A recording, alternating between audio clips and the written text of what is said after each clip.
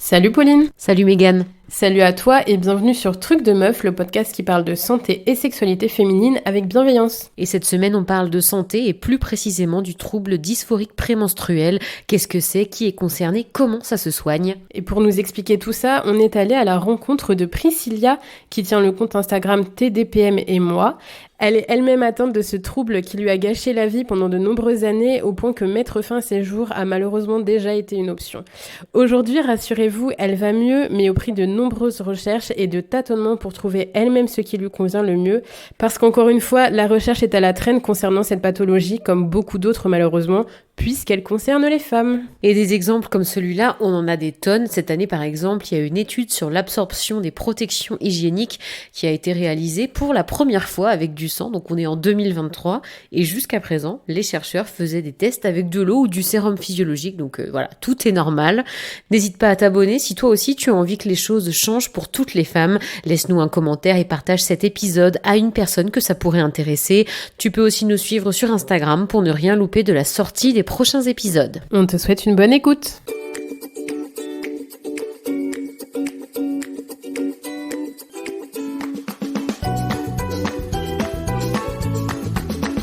Bonjour Priscilla et bienvenue sur Truc de Meuf. Bonjour Mégane, bonjour Pauline. Bonjour. Aujourd'hui, on te reçoit pour parler du trouble dysphorique prémenstruel. Mais juste avant de commencer, est-ce que tu pourrais te présenter s'il te plaît ? Oui, bien sûr. Donc Priscilla, j'ai 34 ans. Je suis du coup la créatrice du compte TDPM et moi, où je partage mon expérience avec le trouble dysphorique prémenstruel. J'ai plusieurs casquettes. Je travaille dans le marketing. Également, j'ai une association, La Culotte Rouge, qui, du coup, la mission première est d'informer et d'éduquer les jeunes personnes menstruées sur tout ce qui est, sur tous les sujets liés au cycle menstruel. Donc voilà un peu ce que je fais dans la vie, comme on dit. Est-ce que déjà pour commencer, tu pourrais nous expliquer ce que c'est le trouble dysphorique prémenstruel? Alors déjà, pour expliquer le trouble dysphorique prémenstruel, il faut déjà savoir ce qu'est le syndrome prémenstruel. Donc le syndrome prémenstruel, c'est un syndrome qui touche la plupart des femmes. Donc c'est 2 à 7 jours avant les règles. On a des symptômes tels que ballonnement, mal au sein, on peut avoir mal au dos et des symptômes psychologiques, tristesse, colère, irritabilité. Donc ça, c'est le syndrome prémenstruel. Et la particularité du syndrome prémenstruel, c'est qu'il n'est pas handicapant. Dans la vie d'une personne qui a ses règles, c'est pas un handicap, c'est quelque chose avec lequel qu'on vit en fait et qui est gérable. Alors, le trouble dysphorique prémenstruel, du coup, on a toujours des symptômes physiques et psychologiques, mais on est sur une prédominance de symptômes psychiatriques. Donc, les symptômes peuvent aller dépression, anxiété, angoisse, ça va jusqu'aux pensées suicidaires. Donc là, on a une vraie labilité, c'est-à-dire que ça a un vrai impact sur les personnes qui en souffrent parce que du coup, c'est un handicap. C'est-à-dire qu'une personne qui souffre du trouble dysphorique prémenstruel, il y a de fortes chances qu'elle ne puisse pas travailler, qu'elle ait de forts conflits dans sa vie sentimentale, mais aussi professionnelle, avec ses amis. Donc, ça crée de l'isolation. Et vraiment, du coup, pour le coup, là, on parle d'un handicap. Et d'ailleurs, est-ce que c'est reconnu comme un handicap ou comme une pathologie ou pas? Alors oui, le trouble dysphorique prémenstruel, il est dans le DSM-5, donc c'est le manuel de psychiatrie. Donc ça fait déjà un petit moment, je me souviens pas la date, là je l'ai pas en tête, mais du coup il est bien mentionné dans ce livre, donc comme un trouble psychiatrique. Il a été rajouté il y a pas très longtemps, je pense c'était 2018 ou 2019, quelque chose comme ça, comme étant une maladie gynécologique. Donc il a été du coup désigné comme une maladie gynécologique. Alors du coup, comme je l'ai dit, il y a un aspect qui est psychiatrique, et je pense que cet ajout en tant que maladie gynécologique, c'était pour aider les personnes qui en souffrent d'avoir un meilleur diagnostic, et surtout pour pas que les médecins se dédouanent en disant ah bah non, c'est psychiatrique. Donc voilà, c'est pour qu'aussi les gynécologues puissent prendre en charge ce trouble. Et du coup, qu'est-ce qu'il y a comme traitement contre ce trouble-là? Alors, il n'y a pas de traitement à proprement parler. C'est-à-dire qu'il y a une panoplie de traitements. Donc, il y a certaines personnes qui se tournent vers une solution médicamenteuse. Donc, les solutions médicamenteuses vont être la pilule contraceptive. Donc, ça va être différent pour les personnes. Hein. C'est pour ça que voilà, il faut l'avis d'un médecin pour ça. Certaines pilules conviennent à certaines femmes, certaines ne conviennent pas. Donc voilà, il y a la pilule. Par exemple, pour moi, la pilule a amplifié mes symptômes. Donc ça n'a pas été du coup un traitement. Donc voilà. Il y a aussi du coup les antidépresseurs. Donc encore une fois, pareil. Il y a différentes manières de le prendre. Certaines personnes le prennent en continu, certaines personnes vont le prendre 14 jours avant les règles, parce que oui, j'ai oublié de dire, mais c'est quelque chose qui arrive au moment de l'ovulation. Le trouble dysphorique prémenstruel, c'est 14 jours avant les règles. Donc certaines personnes vont le prendre au moment de l'ovulation. Donc ça, c'est pour les antidépresseurs. Et donc là, on est sur des solutions médicamenteuses. On a certaines personnes qui vont se tourner vers des solutions naturelles, par exemple comme moi, avec des compléments alimentaires. Ça peut être différent, une supplémentation en magnésium, vitamine B6, onagre, enfin voilà, il y a une panoplie. Faut vraiment, c'est pour ça que c'est très compliqué, parce que il faut vraiment tester pour voir ce qui fonctionne sur certaines personnes et ce qui ne fonctionne pas. Sinon, il y a le changement de mode de vie, l'alimentation. Parce que ça, on s'en rend pas compte, hein, mais quand on a ces règles, l'alimentation a un impact énorme sur le cycle menstruel. Et on vit dans une société qui est de plus en plus industrialisée, donc on mange énormément de choses transformées, et ça a un impact sur notre cycle menstruel. Donc, essayer de limiter, par exemple les aliments inflammatoires, l'alcool, toutes ces petites choses-là peuvent aussi aider. Donc voilà, le sport, bien entendu. De toute façon, le sport est un remède, je pense, pour beaucoup de choses. Mais c'est vrai que des fois, on se rend pas compte du pouvoir du sport, mais le sport peut aussi aider. Et comme c'est un trouble avec une prédominance de symptômes psychiatriques, bien sûr, être en thérapie. Alors, par exemple, moi, je suis une thérapie cognitive, donc CBT, peut aussi aider. Parce qu'en fait, on va travailler sur les émotions. Parce qu'en fait, moi, comment je le vis, c'est vraiment, en fait, 14 jours avant les règles, il y a des choses émotionnellement que je ne vais pas pouvoir accepter, comme sur l'autre partie de mon cycle. Donc, peut y avoir des traumas qui vont revenir. En fait, plus on soigne ces traumas d'enfance ou des schémas qui sont pas corrects, plus on vit ces cycles de manière sereine, parce qu'ils ressortent pas puissance 1000 au moment de l'ovulation. Donc voilà, donc c'est toute une panoplie de choses disponibles, et c'est ce qui fait que c'est compliqué, parce que certaines personnes ne savent pas par où commencer. Est-ce que je pars sur une solution médicamenteuse, etc. Il y a des choses qui ne fonctionnent pas, donc on se décourage. Donc voilà, faut trouver ce qui fonctionne le mieux pour chaque personne. Et du coup, en ce qui concerne la pilule, voilà, on sait un peu comment ça fonctionne, mais le reste des traitements, par exemple la thérapie ou les antidépresseurs, est-ce que ça c'est pris en charge par la sécurité sociale, vu que c'est un trouble reconnu ou pas? Alors, non, du coup, alors si on part sur, parce que bon, après il y a aussi j'ai pas parlé, mais il y a aussi les médecines alternatives. L'ostéopathie, etc., etc. Une femme qui souffre du trouble dysphorique prémenstruel va dépenser énormément d'argent dans les traitements, dans les compléments alimentaires qui ne sont pas remboursés, dans toutes les médecines alternatives. Donc, si on part sur une pilule, ça va. Si on part sur un antidépresseur, ça va. Mais les thérapies, quand on va voir un psychologue, si on va voir un psychiatre, ça va, c'est remboursé par la sécurité sociale, mais tout le reste, non. Donc, c'est un trouble qui peut devenir très coûteux chaque mois. Et donc, ça fait que c'est une vraie inégalité par rapport aux personnes non menstruées parce que on se retrouve avec un budget énorme et, euh, et donc ça pèse encore plus sur le fait que c'est un handicap. Donc oui, c'est un handicap. Et oui, il y a des solutions, mais c'est toujours, pour le moment en tout cas, à la charge de la patiente. Ok, et du coup, est-ce que tu pourrais nous expliquer, par exemple, pour une personne menstruée qui se pose la question à savoir est-ce qu'elle a ce trouble ou pas, quels sont les signes qui peuvent alerter et vers qui se tourner pour être accompagnée?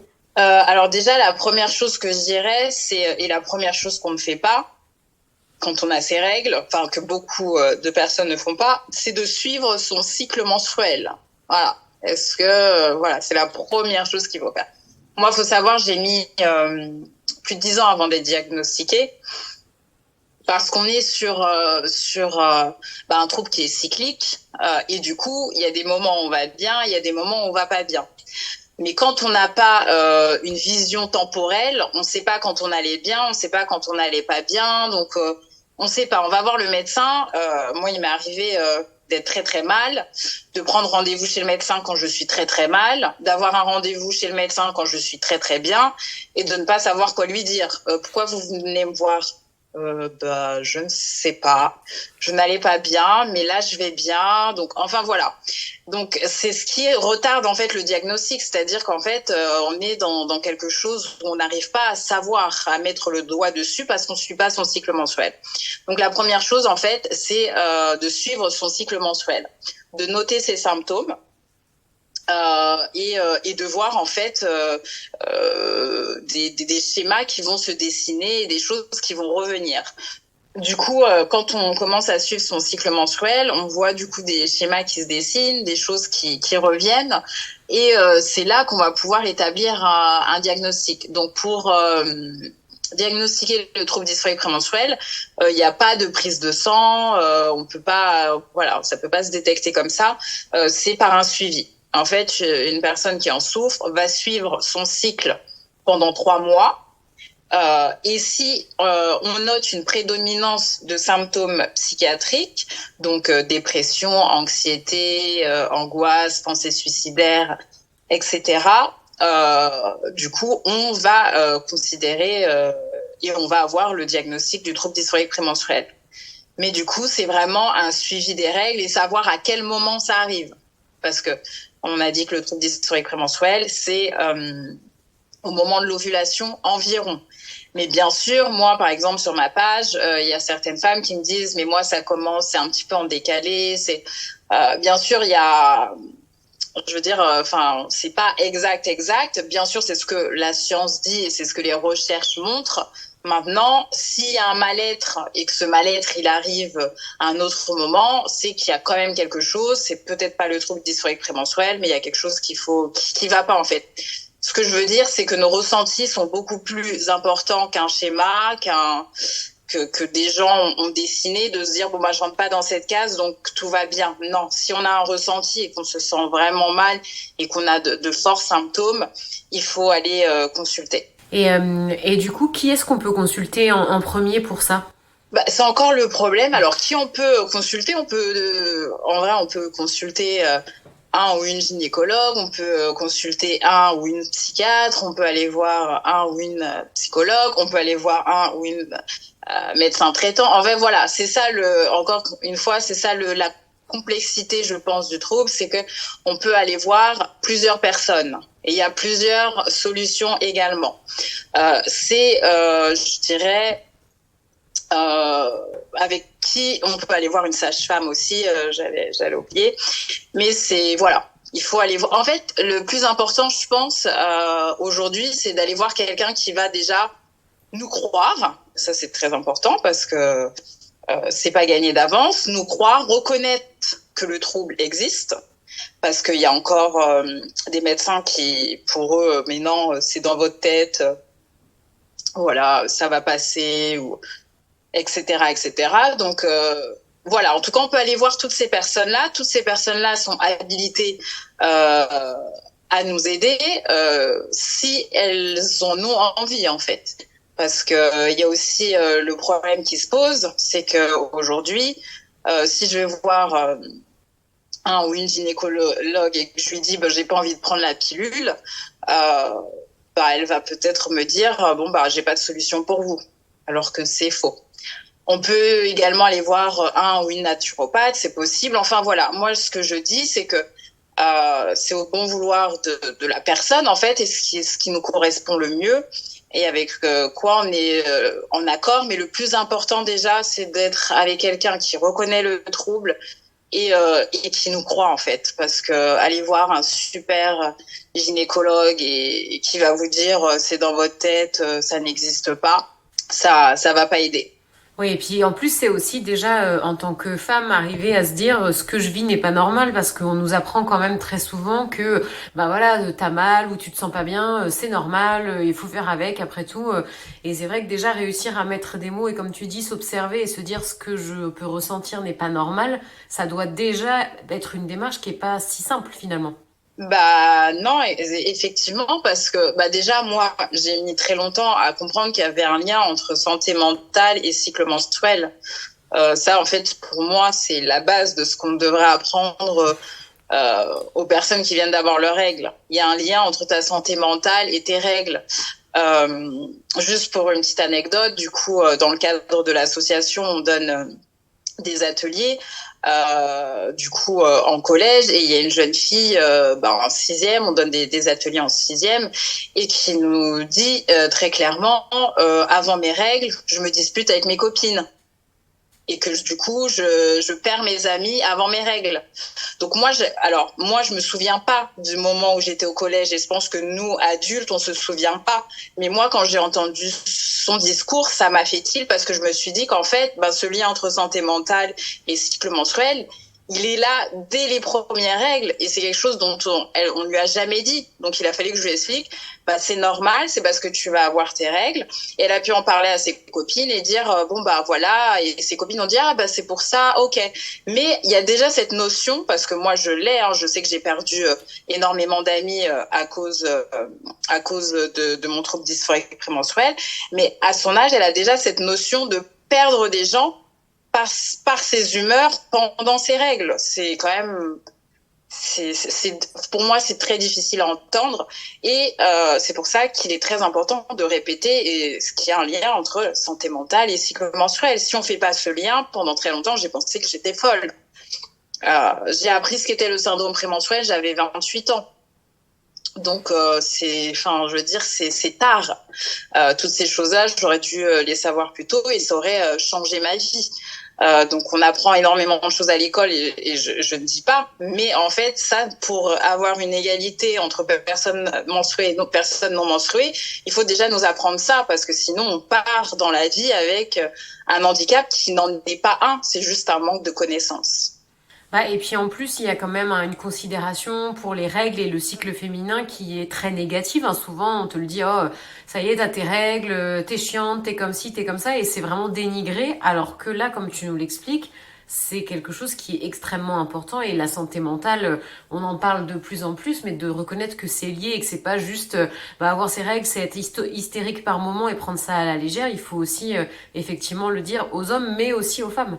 Exactement, en fait, c'est essentiel dans la société, parce que moi, sur ma page, ce que je vois, c'est qu'il y a des femmes qui sont isolées de la société, qui ne peuvent pas travailler, qui n'ont pas de vie sociale, à cause de ces stigmas. Donc, c'est pas normal. On donne quand même la vie. Donc, c'est quand même quelque chose de beau. Le cycle menstruel, quand on le connaît, c'est quand même quelque chose qui a du pouvoir. En fait, il y a un vrai pouvoir dans le cycle menstruel quand on le connaît. Je veux dire, quand on comprend qu'on est cyclique et qu'on passe par des phases, et qu'il y a des phases, par exemple la phase ovulatoire, on est beaucoup plus énergétique, on est beaucoup plus créative, et du coup quand on organise sa vie de la sorte, et qu'on sait que en phase ovulatoire je vais faire mes devoirs parce que c'est là où j'ai de l'énergie. En phase menstruelle, c'est là où j'ai le moins d'énergie, donc je vais éviter de prendre des rendez-vous. Et en fait, c'est un pouvoir, parce qu'en fait, on peut vraiment jauger et en faire une force. Mais aujourd'hui, moi, quand je vais voir des jeunes filles dans les établissements scolaires, elles ne savent même pas. Alors moi, déjà, je me suis dit, bon, allez, quand j'avais 28 ans, ça fait quand même un moment, maintenant on en parle, etc. Je me suis dit, les choses ont changé. Cette année, je suis partie dans plusieurs établissements. Les jeunes filles en quatrième ne savent pas à quoi sert le cycle menstruel, alors qu'elles sont censées le voir en SVT. Elles n'ont pas à quoi sert votre cycle menstruel. Je sais pas. Tout ce que je sais, c'est que ça m'embête d'avoir mes règles. Donc déjà, c'est pas possible en fait. C'est pour ça que c'est important de dire à quoi ça sert, mais aussi de dire que ça ne sert pas qu'à avoir des enfants ou pas avoir des enfants, parce que j'ai aussi des jeunes filles de 11 ans qui vont me dire oui, mais je suis trop jeune pour avoir des enfants, j'ai pas envie d'avoir des enfants, pourquoi je l'ai? Mais de dire qu'en fait, la progestérone, déjà, c'est bon pour les os, c'est bon pour plein de choses. Enfin, voilà, nous dire qu'il et c'est vraiment quelque chose qui régit le corps féminin et c'est un signe de bonne ou mauvaise santé. Donc c'est une alarme. Donc il faut dire à ces jeunes filles, bon si t'as pas tes règles, à un certain moment, c'est peut-être pas normal, il faut aller voir un médecin. Enfin voilà, tout ça, toutes ces choses qu'on nous apprend pas et qui font que c'est diabolisé, c'est quelque chose. C'est un sujet dont on ne parle pas. Il faut voir les ateliers, il faut voir les garçons. La première réaction qu'ils ont, c'est de se tourner. Non, je ne parle pas de ce sujet. Ça ne me concerne pas. Et au final, au fur et à mesure, ils commencent à s'y intéresser. Certains, on voit, ils sont hyper intéressés parce qu'ils se disent, non, je veux comprendre ce que vit ma maman. Plus grand, j'aurai une femme. Enfin voilà, c'est tout ça qu'il faut changer en fait, parce que c'est important. C'est important pour la société en général, quoi. Et tu nous disais, par exemple, avec l'anecdote de la jeune fille qui perdait ses copines avant d'avoir ses règles, et tu nous disais aussi au début que ça peut avoir un fort impact dans la vie quotidienne. Toi, par exemple, qui le vis, qu'est-ce que ça peut changer dans ta vie? Sur quoi ça a de l'impact? Et comment tu fais pour vivre au mieux avec? Moi, l'impact que ça a eu, j'ai quitté mon travail à cause de mon trouble. J'ai perdu des amis énormément. J'ai saboté des relations amoureuses. Enfin voilà, quand on parle d'impact, il y a un vrai impact. C'est-à-dire que c'est pas quelque chose avec lequel on peut s'accommoder. Ça a un impact sur déjà je pense la précarité des femmes, parce que il y a des femmes très talentueuses qui ont fait des études, etc., qui n'arrivent pas dans le monde du travail parce que c'est trop compliqué à gérer avec le trouble, parce qu'on est dans un monde patriarcal et très linéaire, donc on fonctionne vraiment sur le modèle masculin, qui fait que quand on arrive avec un modèle cyclique qui est déjà prédominant avec des symptômes très handicapants, c'est compliqué. Et donc voilà, donc moi ça a eu un vrai impact sur ma vie jusqu'au point où j'ai tenté de mettre fin à mes jours. Donc voilà, j'aurais pu mourir, voilà. Clairement, ça aussi c'est quelque chose dont on ne parle pas. Mais moi, quand on me dit une femme s'est suicidée, la première chose que je vais penser, c'est à quel moment elle était dans son cycle. Parce que clairement, déjà même en règle générale, avec un simple syndrome prémenstruel, une femme, elle est beaucoup plus fragile quelques jours avant ses règles. Donc si déjà il y a d'autres pathologies ou une dépression, ou ça va s'exacerber, et c'est pour ça que du coup la femme est plus à risque dans cette zone-là. Donc avec un trouble dysphorique prémenstruel, n'en parlons pas. Le taux de suicide, j'ai plus les chiffres en tête, mais il est élevé chez les personnes qui souffrent du trouble dysphorique prémenstruel. Donc c'est pas quelque chose qu'on peut prendre à la légère, parce que c'est vraiment un mal-être psychologique. Il y a des femmes qui se sont suicidées et qui ont réussi malheureusement et qui sont mortes. Donc voilà, moi j'ai eu la chance de ne pas en être arrivée là, mais ça aurait pu. Si la 4e fois que j'avais tenté de mettre fin à mes jours, j'avais pas trouvé le mot trouble dysphorique prémenstruel, je pense que la 5e fois je me serais pas loupée, parce que toutes les fois on apprend, c'est comme tout malheureusement, mais ce qui marche, ce qui ne fonctionne pas, je pense que la 5e fois c'était Donc voilà, ça, c'est pas quelque chose qu'on néglige, quoi. Et du coup, aujourd'hui, que tu as pu mettre un mot dessus, que justement, tu as pris soin de plus de ta santé, aussi bien mentale que physique, comment tu vis avec ce trouble-là? Est-ce que tu as encore des phases qui sont difficiles ou est-ce que c'est globalement gérable? C'est globalement gérable. J'arrive aujourd'hui à le gérer. Pourquoi? Bah déjà, j'ai mis un mot dessus. Deuxième point très important, c'est l'acceptation du trouble. J'ai un trouble, voilà. Donc ensuite, c'est l'ouverture et dire à tout mon entourage. J'ai dit à tout mon entourage, voilà, c'est ça. Je vous envoie 2 articles, vous lisez, vous comprenez, tant mieux, vous ne comprenez pas, bye bye. J'ai fait un tri et tout le monde dans mon entourage sait ce que j'ai. Donc tout le monde sait qu'à certains moments, je peux m'isoler, je peux ne pas répondre au téléphone, je peux être dans un mood différent. Tout le monde le sait. Et les personnes qui n'ont pas compris, bah c'est plus, ils font plus partie de mon entourage. Donc voilà. Donc aujourd'hui, pour moi, c'est gérable parce que oui, comme je suis une thérapie depuis maintenant 3 ans. Alors moi, j'ai pas choisi les solutions médicamenteuses, j'ai choisi d'autres solutions. Est-ce que je suis guérie? Non. Il y a des moments qui sont très compliqués encore. Il y a des moments qui sont très compliqués, mais j'arrive tant bien que mal à gérer parce qu'aussi j'ai l'entourage qui va avec. Aussi dans mon travail, parce que du coup, c'est ce qui est difficile pour une personne qui souffre de ce trouble, d'avoir un travail régulier sur le long terme. Moi, dans mon travail, il y a énormément de bienveillance. Mes collègues savent ce que j'ai. Et puis, il peut arriver qu'il y ait un jour dans le mois, souvent un jour avant mes règles ou quelques jours avant, où je vais pas bien. Donc, je vais poser un arrêt maladie. Donc voilà, un jour ça va. Avant, j'étais sur 2 semaines où je restais enfermée chez moi dans le noir, à pas me lever, à pas aller me laver. Donc voilà, il y a du progrès. Maintenant, je suis passée de 2 semaines à peut-être 1, 2, 3 jours. Voilà, j'arrive à gérer. Mais ça a été un long parcours. Voilà, et pour moi, le plus important, c'est vraiment l'acceptation et aussi l'entourage. Parce qu'en fait...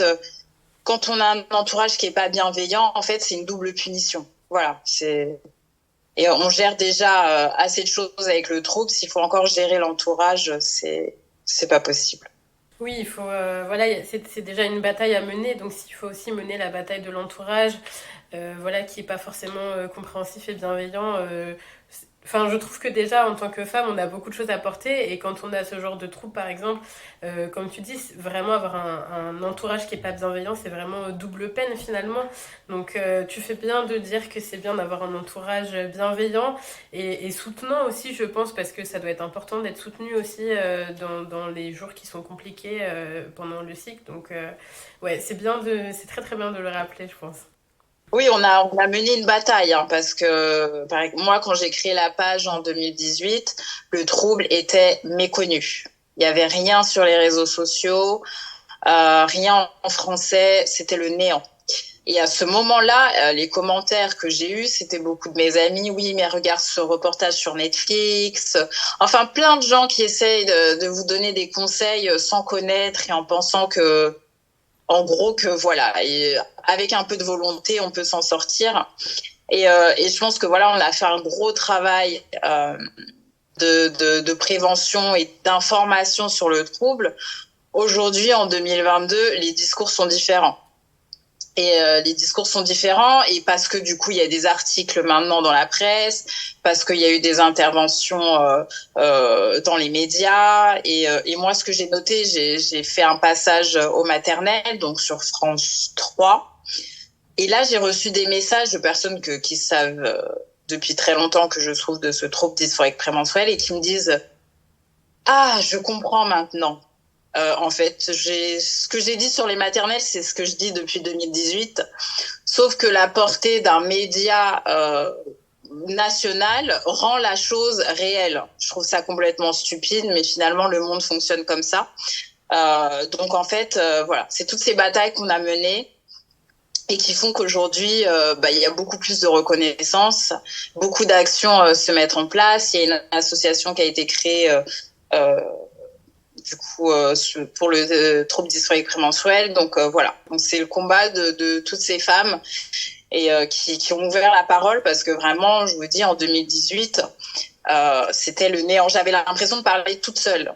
Aujourd'hui, il y a plusieurs voix. Déjà, ça me soulage. Je ne suis plus le seul porte-parole. Il y a d'autres porte-paroles et c'est ce qu'il faut, en fait, parce que c'est comme ça qu'en fait, on rendra les choses beaucoup plus simples pour les générations futures. Et d'ailleurs, tu as une idée du nombre de femmes qui souffrent de ce trouble ? Alors, le dernier chiffre était 5,8% de personnes menstruées, donc très précis. Mais on pense que il y a énormément de personnes qui l'ont et qui ne le savent pas. Donc, ce chiffre va augmenter d'année en année. Mais voilà, c'est entre 3 et 5,8 des personnes menstruées qui souffrent du trouble dysphorique prémenstruel. Oui, ça représente quand même une bonne partie de la population. Est-ce qu'il y a des recherches peut-être scientifiques qui sont menées sur le sujet justement pour trouver des solutions pour aider toutes les femmes qui souffrent de ça ? Oui, il y a d'ailleurs Hélène Marais-Thomas qui est une psychologue clinicienne qui est spécialiste du trouble dysphorique prémenstruel et qui a écrit une thèse sur ce sujet.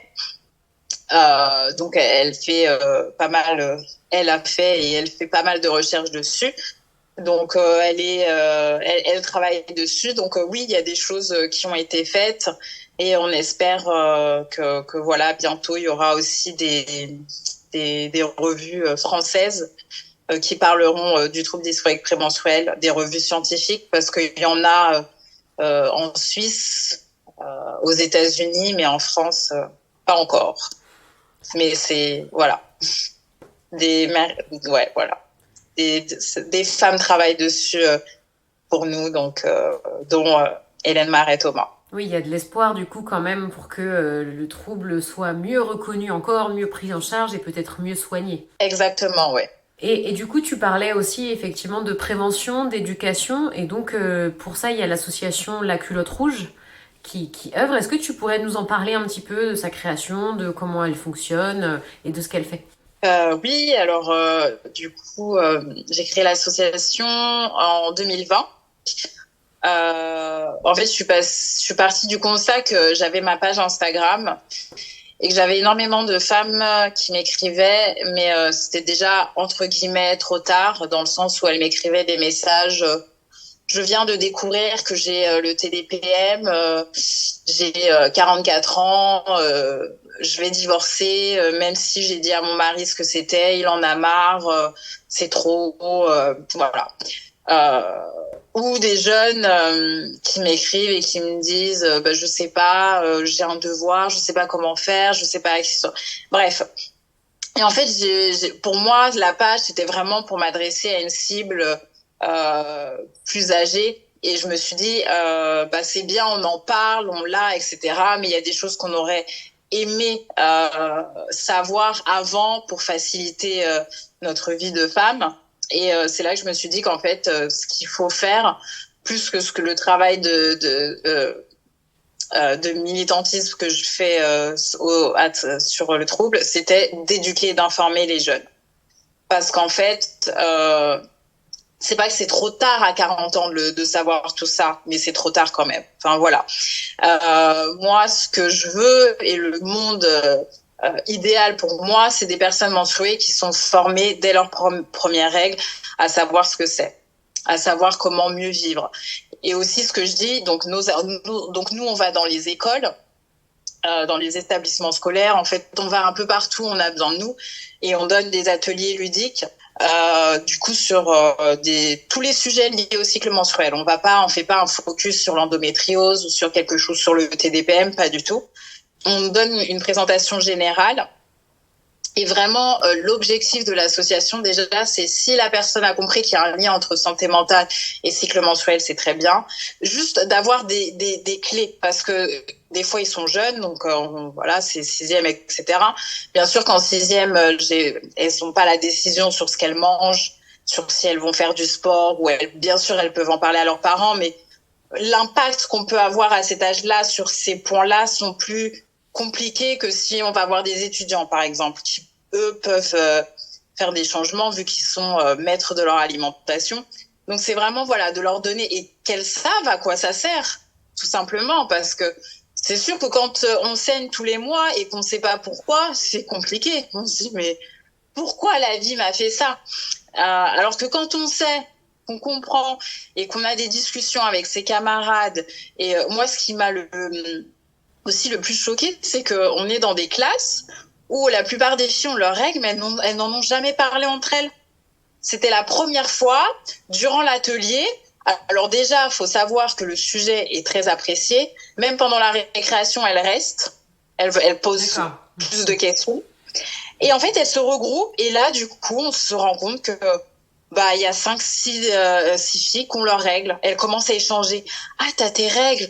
Ah, mais oui, mais moi, tu les as eues quand? D'accord, nanana. Si la prochaine fois, t'as un problème, tu me dis. Moi, j'ai toujours des... Elles parlent pas de ça. Pour moi, je trouve ça tellement dommage.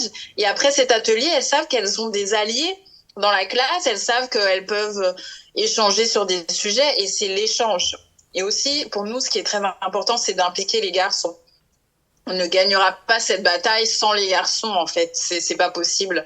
C'est pour ça que nos ateliers, on essaye de les faire mixtes au maximum, même si on sait que les filles vont poser moins de questions face aux garçons. Mais on est obligé de les inclure parce que c'est peut-être la seule fois où ils seront en contact avec une serviette périodique et du faux sang pour voir à quoi ça ressemble. Donc nous, c'est ce qu'on fait, c'est vraiment leur faire tester l'absorption des protections périodiques.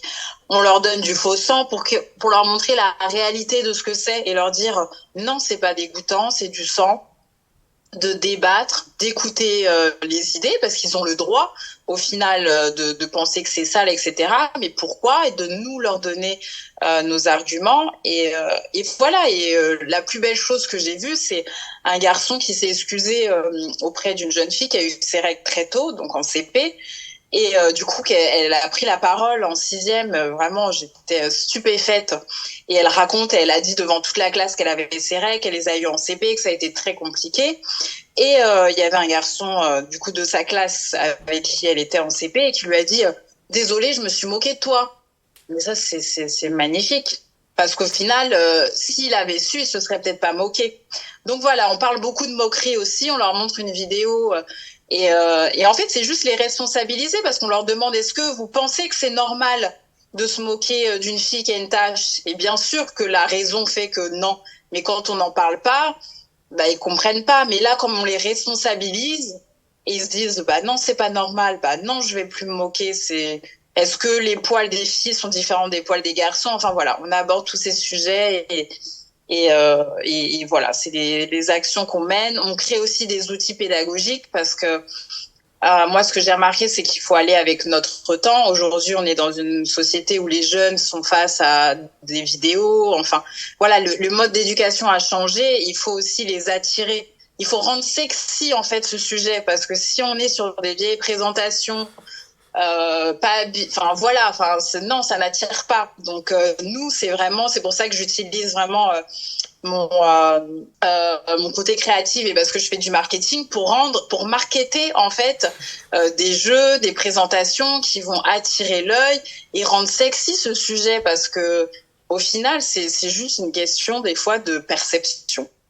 Et puis c'est super intéressant ce que tu dis justement que ça ne soit plus un sujet tabou qu'on garde dans un coin alors que ça touche la moitié de la population et qu'en plus on est tous concernés parce que comme tu le disais le cycle permet aussi de donner la vie. Donc c'est hyper important. Et est-ce que les établissements scolaires sont très demandeurs de ça? Parce que on le sait que normalement il y a des cours d'éducation sexuelle notamment qui sont obligatoires, mais que dans les faits c'est assez peu donné parce que par manque de temps, parce que c'est des sujets qui peuvent être plus délicats ou avec lesquels les enseignants se sentent pas forcément à l'aise. Est-ce que du coup vous êtes beaucoup sollicités? Oui, on est beaucoup sollicité. On est pas mal sollicité depuis la création de l'association, surtout cette année, l'année dernière. Depuis qu'on a créé l'association, on n'a pas eu le temps de démarcher, donc c'est les établissements qui nous démarchent. La dernière opération qu'on a faite, c'est au collège Jean Moulin. On a formé tous les 5e et 6e, donc plus de 250 élèves, donc la moitié du collège, sur le cycle menstruel. Donc oui, les professeurs sont demandeurs parce qu'ils ne peuvent pas tout faire. Et aussi, c'est une question de matériel. Nous, on arrive avec du matériel qui n'ont peut-être pas forcément, sinon, ce qu'ils ont, c'est des choses qu'ils ont dépensées de leur poche. Ils peuvent pas toujours faire ça. Donc nous, on arrive avec du matériel, avec des livres, avec des modèles d'utérus. On arrive avec un matériel qui permet d'animer et de rendre vivant ce sujet, et c'est ce qui est très important, et c'est pour ça que je dis que il faut les intéresser, et on peut pas les intéresser avec une présentation, une petite affiche et leur dire bah voilà, c'est ça le cycle. Non, faut les faire toucher ce que c'est, faut leur montrer ce qu'est un utérus, faut leur dire bon bah voilà, c'est ce qui se passe dans ton ventre, c'est là, et c'est là qu'on peut se rendre compte de ce que c'est. Sans l'image, c'est pas possible. Donc on joue beaucoup sur les images, beaucoup sur le toucher. C'est tout ça, c'est quelque chose qu'ils ne peuvent pas apporter parce qu'ils n'ont pas le matériel. Donc du coup, si on peut résumer en fait la vraie clé dans tout ce que tu nous as expliqué, aussi bien sur le trouble dysphorique prémenstruel et même toutes les problématiques qu'on peut avoir face à son cycle, c'est vraiment l'information, le fait de savoir, de s'écouter, de connaître son corps et de savoir comment ça fonctionne.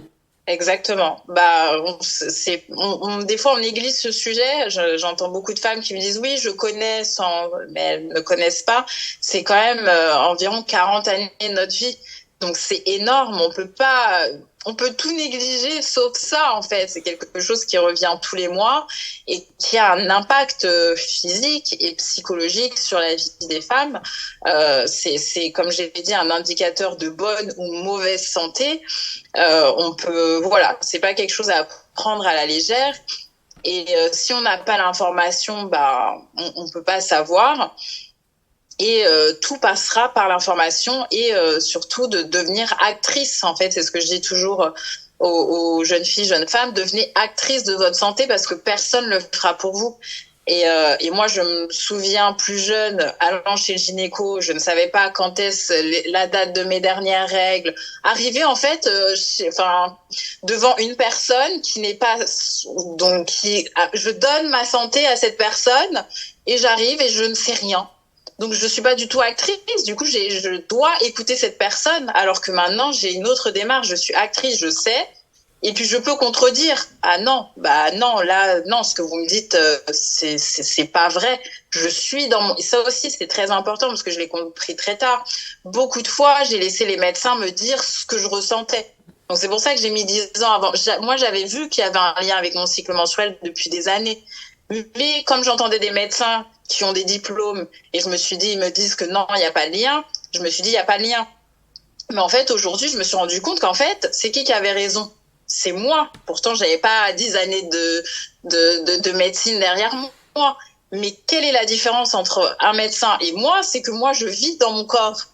Personne, même pas un médecin qui a fait 40 années d'études, peut mieux connaître les ressentis que moi, en fait. Donc, quand on comprend ça en tant que femme, on se dit, bon, attends, non, là, je sais, je suis pas folle, je sais que j'ai mal psychologiquement, donc on change de médecin. Donc, c'est vraiment devenir actrice de sa santé à travers son cycle menstruel, parce que ça régit quand même la vie d'une femme. C'est une fois par mois, quoi. Est-ce qu'il y aurait quelque chose que tu voudrais ajouter sur le sujet dont on n'aurait pas parlé? Non, je pense qu'on a parlé de tout. Mais voilà, je pense que la chose vraiment à retenir, encore une fois, c'est d'embrasser son cycle menstruel, de pas le voir comme une malédiction, parce que moi je l'ai vu comme une malédiction. Mais quand on commence à le connaître, on commence à l'aimer. Moi, voilà, quand j'ai commencé à voir que, je sais pas, mes règles sont régulières, si je loupais un jour, je me disais, oh mon Dieu, pourquoi? Enfin voilà, de comprendre les signes. Je trouve que c'est une très belle aventure en fait, d'essayer de comprendre pourquoi ce cycle j'ai des caillots, j'ai beaucoup plus de caillots que le cycle d'avant. Pourquoi mon sang est pas de voilà, et c'est toutes ces recherches qui font que voilà, on se sent mieux et on sait que voilà, j'ai mes règles, 5 jours qui arrivent de manière régulière. Au moins je sais que voilà, je suis en bonne santé et je trouve que c'est ça, vivre en fait son cycle de manière sereine. Merci beaucoup. Merci à vous. On espère que cet épisode t'a plu. Si tu es concerné par le trouble dysphorique prémenstruel, tu peux te tourner vers des associations qui existent et n'oublie pas que tu n'es pas seul. Il est possible de vivre avec ce trouble, il faut cependant réussir à trouver ton équilibre et ne pas hésiter à en parler. On se retrouve la semaine prochaine pour un nouvel épisode. D'ailleurs, le prochain épisode portera sur l'orgasme féminin. Sujet très très hot et très très croustillant. N'hésite pas à nous suivre sur les plateformes d'écoute et sur Instagram. On te souhaite une bonne semaine et on te dit à vendredi prochain. Ciao les meufs!